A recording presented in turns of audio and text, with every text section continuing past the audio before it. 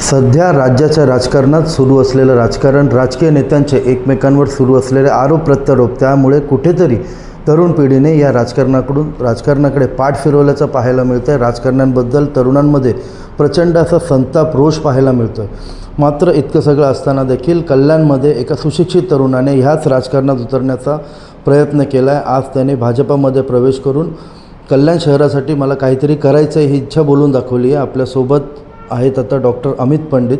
आपण त्यांच्याकडूनच जाणून घेऊया की इतक्या वर्ष म्हणजे जवळपास 12 ते 15 वर्ष ते प्राध्यापक म्हणून KM अग्रवाल कॉलेजमध्ये कार्यरत होते. याच दरम्यान त्यांनी विविध सामाजिक उपक्रम देखील राबवले. मात्र त्यांनी राजकारणात येण्याचा निर्णय का घेतला हे आपण त्यांच्याकडूनच जाणून घेऊया. पंडितजी, जिल्हा वार्तामध्ये आपलं स्वागत आहे. धन्यवाद. एकंदरीत काय सांगाल, म्हणजे तुमचं एज्युकेशन काय आहे? सुशिक्षित आहात पण तुमचं एज्युकेशन काय आहे? माझं एज्युकेशन MCOM आहे, नेट PhD. मी बिर्ला महाविद्यालयामध्ये शिकलो आणि 2012पासून KM अग्रवाल महाविद्यालयामध्ये प्राध्यापक म्हणून रुजू आहे आणि त्याचप्रमाणे माझे स्वतःचे कॉमर्सचे क्लासेससुद्धा आहेत. इतक्या वर्ष म्हणजे जवळपास 15 वर्ष तुम्ही या प्रोफेशनमध्ये आहात. याच दरम्यान अनेक सामाजिक उपक्रम देखील तुम्ही राबवले असतील किंवा विद्यार्थ्यांना मदत देखील केली असेल. मात्र आत्ता हा निर्णय का घेतला आहे? आत्ताची परिस्थिती पाहता कुठेतरी ह्या शहराला एक वेगळं नेतृत्वाची गरज आहे. गेल्या अनेक वर्षापासून मी बघतो आहे की तेच रस्ते, तेच खड्डे आणि त्याच्यावरती काय एक ठोस असा उपाययोजना दिसली नाही आणि कुठेतरी असं वाटत होतं की खंत होती मनामध्ये की हे कधी थांबणार आणि कसं काय थांबणार. आणि मग डिसाईड केलं की आपल्याला ह्याच्यामध्ये उतरूनच समाजामध्ये वेगवेगळ्या रीतीमध्ये काम करतच होतो. मग ते आदिवासी पाड्यावरती जाऊन काही भेटीगाठी घेणं, काही वस्तू दान करणं. परंतु कुठेतरी असं वाटत होतं की आपल्याला ह्याला जर पुढे घेऊन जायचं असेल तर आपल्याला राजकारणामध्ये सामाजिक उपक्रम आत्तापर्यंत तुम्ही राबवलेत? सामाजिक उपक्रम म्हणजे आदिवासी पाड्यावरती जाऊन त्यांना धान्य देणं, विद्यार्थ्यांना वह्या वाटप करणं, त्याचप्रमाणे जे रस्त्यावरती आहेत स्टेशनवरती ते आज मी असे बरेच जण बघितलेत की ते सगळीकडे फिरत असतात, आज कचरा वेचण्याचं काम करतात आणि रात्री त्यांची ठराविक जागा तिथे येऊन ते झोपतात, तिथे ते आसरा घेतात. हे गेल्या मी अनेक 4-5 वर्षापासून त्यांची भेटीगाठी घेतो आहे आणि त्याच्यातनं मग असे वेगवेगळे उपक्रम मी करत आलो आहे. तरी तुमचे वडील देखील नगरसेवक होते, मध्यंतरी त्यांनी राजकारणातून ते बाहेर होते. आत्ता पुन्हा एकदा तुम्ही त्यांचा मुलगा म्हणून तुम्ही राजकारणात येत आहे. काय तुमचं विजन असणार आहे? आज मी लहानपणापासून बघत आलो आहे की माझे वडील गेल्या 50 वर्षापासून राजकारणामध्ये आणि समाजकारणामध्ये सक्रिय आहेत आणि त्यांची ती प्रेरणा मला निश्चितपणे होती. इथून मागे म्हणजे इन बिटवीन तुमचे वडील पण त्यावेळेस कधी असं वाटलं नाही का? कारण त्यावेळेला तुमचे वडील स्टँडिंग नगरसेवक होते. मुलासाठी तिकीट मागितलं असतं तर पक्षानेही त्यांना दिलं असतं. मग त्यावेळेला असं कधी वाटलं नाही का?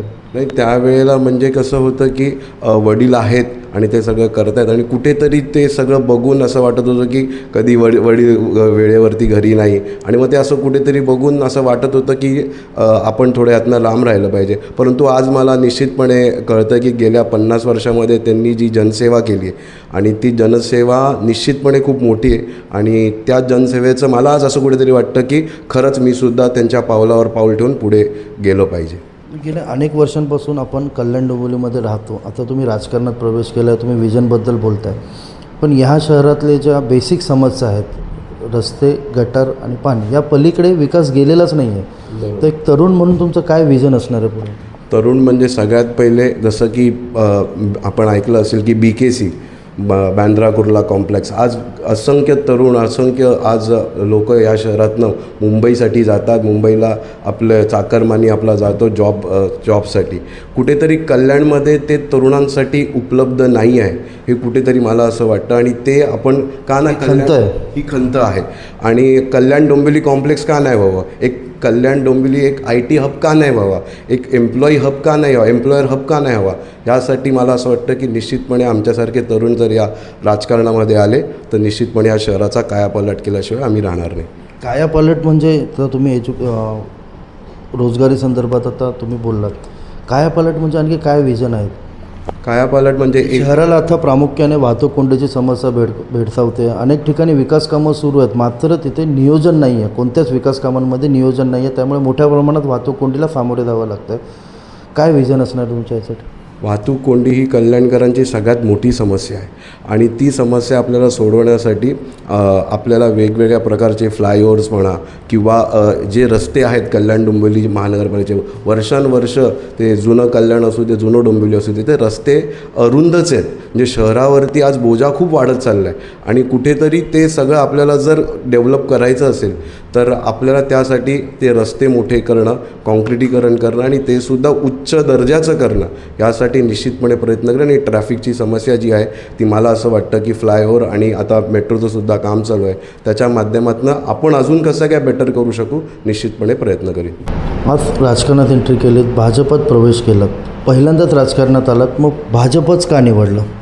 देशाचे यशस्वी पंतप्रधान माननीय नरेंद्रजी मोदी साहेब, त्याचप्रमाणे महाराष्ट्राचे कणखर मुख्यमंत्री देवेंद्रजी फडणवीस साहेब यांनी जी विकास कामं केली आहेत आणि ह्यांच्या नेतृत्वाला प्रेरित होऊन त्याचप्रमाणे या शहरामध्ये कल्याण डोंबिवलीमध्ये माजी खासदार कपिल पाटील साहेब, त्याचप्रमाणे माजी आमदार नरेंद्र पवार साहेब यांना मी गेल्या अनेक वर्षापासून ह्या शहरामध्ये बघतो आहे आणि त्यांची जी कामं आहे त्यांचा कामाचा जो झपाट आहे त्याचप्रमाणे माननीय प्रदेश अध्यक्ष रवींद्र चव्हाण साहेब ह्यांचा जो कामाचा झपाटा आहे तो बघता मला कुठेतरी वाटलं की निश्चितपणे मला या पक्षामध्ये मनापासून यायची इच्छा होती आणि तो आज मी निर्णय घेतला.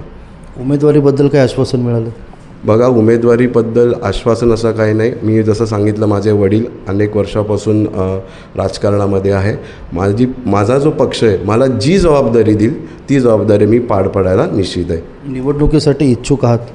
निवडणुकीसाठी जर पक्षाने संधी दिली तर मी जसं म्हटलं की जी जबाबदारी देईल निवडणुकीची असू दे, निवडणुकीच्या प्रचाराची असू दे, जी काही जबाबदारी देईल मी निश्चितपणे माझा 100% देण्याचा प्रयत्न करीन.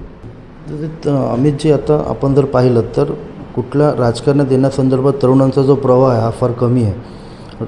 तरुण राजकारण्यांचा तिरस्कार करतात अशी सध्या एक परिस्थिती निर्माण झाली आहे. त्यात तुम्ही आज राजकारणात एंट्री केली आहे, तर काय आव्हान कराल तुम्ही नेमकं तरुणांना? मी तरुणांना हेच आव्हान करीन की आपण सगळे एकत्र आला पाहिजे. राजकारणमध्ये तरुणांची आज खूप गरज आहे आणि तरुण जर एकत्र आले तर निश्चितपणे कल्याण डोंबिवली महानगरपालिका नव्हेच तर महाराष्ट्र आणि देशाचा कायापालट ही तरुण मंडळी करू शकते. ही तरुणांची शक्ती आता एकवटली पाहिजे आणि त्या माध्यमातून आपण या शहराला विकासाकडे घेऊन जाऊ शकतो.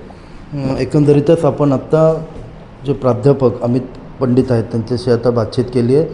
राज्याच्या राजकारणाचा जो चिखल झाला आहे त्या चिखलात तरुणांनी उतरूनच हा चिखल साफ करावा व देशाला, महाराष्ट्राला तसेच या महानगरपालिकेला विकासाच्या दृष्टीने नेण्यासाठी तरुणांनी प्रयत्नशील राहावं असं आवाहन त्यांनी तरुण वर्गाला केलं.